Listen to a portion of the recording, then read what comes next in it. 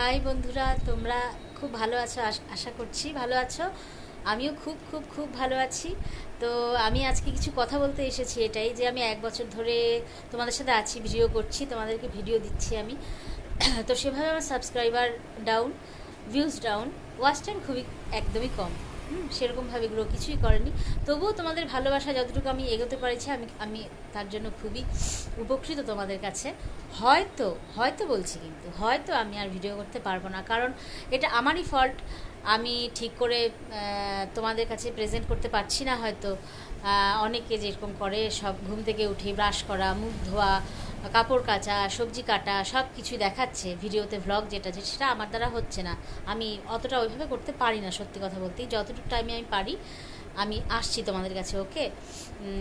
হয়তো স্নান করা এগুলোও দেখাচ্ছে, সবই ঠিক আছে, মানে ডেলিকার রুটিনটা দেখানো, এটাই করা উচিত। আর আমি আবারও বলছি যে এটাই কিন্তু নিয়ম, যেটা সবাই করে, ভিডিও করে সকাল থেকে, ডেলিকার রুটিন যেটা দেখায়, ঘুম থেকে ওঠা, ব্রাশ করা, তরকারি কাটা, এটসেট্রা। সারাদিন সন্ধ্যাবেলায় তরকারি কাটছে, সে রান্না করছে, মশলা বাটছে, সেগুলো আমার হচ্ছে না। হয়তো সবার কাজ সমান না, আমার কাজ হয়তো একটু অন্যরকম, যার জন্য আমি আসতে পারছি না তোমাদের কাছে। যেটুক টাইম আমি ফ্রি পাচ্ছি চলে আসতে পারছি। সবার কাজ তো সমান হয় না, আমারও তো মন খারাপ হবে। আমিও তোমাদের খুব ভালোবেসেছি, 1 বছর হলো, 1 বছর তো হয়ে গেল। তোমাদের প্রতি ভালোবাসা তো আমারও পড়েছে, তোমাদেরও নিশ্চয়ই পড়েছে। তো আমি আসতেও পারি, আগে দেখি কেমন হয়, কারণ আমার ভিউজ একদম down, subscriber down, watch time তো একদমই। এই কারণেই আমি বলছি যে তোমাদের কাছে হয়তো আমি থাকতে পারবো না। যদি কোনোদিন ভালো ভিডিও নিয়ে আসতে পারি তো অবশ্যই আসবো আমি। তোমরা খুব ভালো থাকবে। তো আমার রান্না হয়ে গেছে, এখন বসে বসে চা খাচ্ছি, আর তোমাদের সাথে একটু ভাবলাম গল্প করি। আর রান্না তো আজকে তো মঙ্গলবার, ভেজ।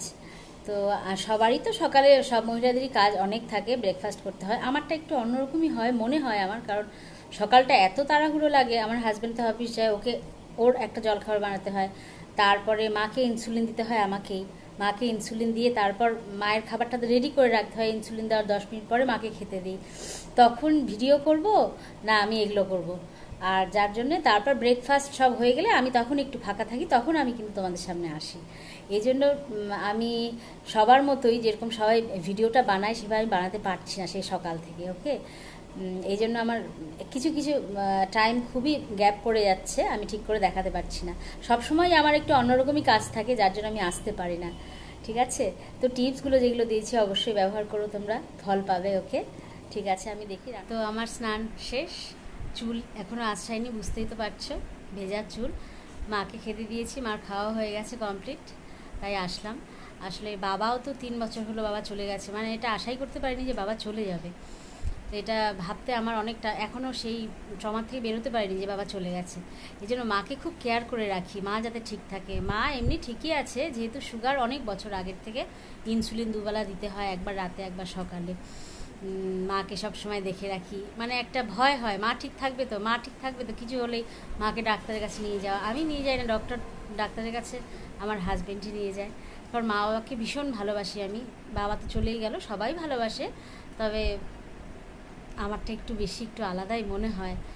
আর এই জন্য কি আমি অনেক টাইমই তোমাদের সামনে আসতে পারতাম না, ভিডিওতে আসতে পারতাম না, যার জন্যই অনেক কিছু কাজ থাকে, মায়ের ফরমাইশ থাকে, এটা কর, সেটা কর, এটা করে দে, এই জন্যই। তো তোমরা তো জানোই এই টাইমটা আমার চা খাওয়ার টাইম মায়ের সাথে।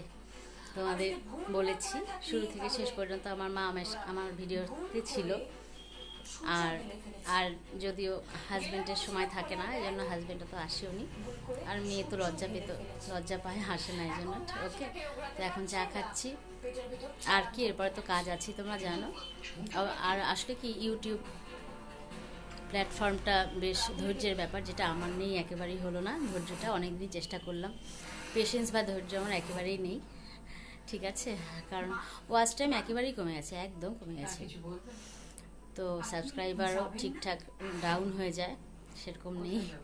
এই জন্যই, যদি আবার কোনোদিন ভালো করে আনতে পারি কন্টেন্ট, অবশ্যই আসবো। তো এখন চা খাই, পরে আরেকবার আসবো, ওকে। তো অনেক কথা বলে ফেললাম আজকে, তোমাদের সাথে অনেক কথাই শেয়ার করলাম। কারণ বললাম যে আমি অনেকেই ভালোভাবে ভালোভাবে ভিডিও করে বা ভ্লগ করে বা ব্লগ করে, যেটা করছে সকাল থেকে সব কিছু দেখায়, যেটা আমার পক্ষে হয়ে উঠছে না। সত্যি কথা, আমার কাজটা একটু অন্যরকম, কারণ মাকেও অনেকটা দেখে রাখতে হয়। মা ঠিকই আছে, সবই ঠিক, তো তবুও আমাকেই দেখে রাখতে হয়।